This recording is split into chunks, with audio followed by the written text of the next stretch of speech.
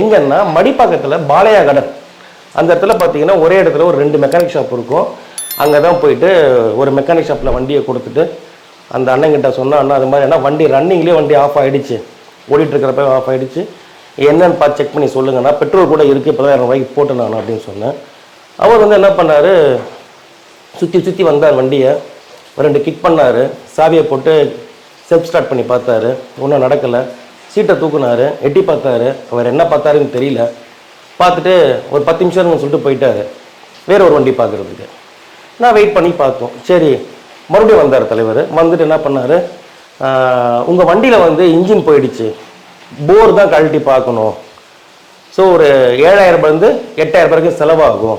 உங்களுக்கு ஒரு சந்தேகம் தான், ஐயோ ஒரு வேளை இருக்குமோ, ஏன்னா 5 வருஷம் ஆகிடுச்சு இல்லை, இதுக்கப்புறம் அந்த வண்டி வேஸ்ட்டு தான் பிரதர், அப்படி நீங்கள் விற்கிறதா இருந்தால் அப்படியே விற்றுட்டு போயிடுங்க, ஏதாவது ரேட்டு போட்டு நானே வாங்கிக்கிறேன் அப்படிங்கிறாரு.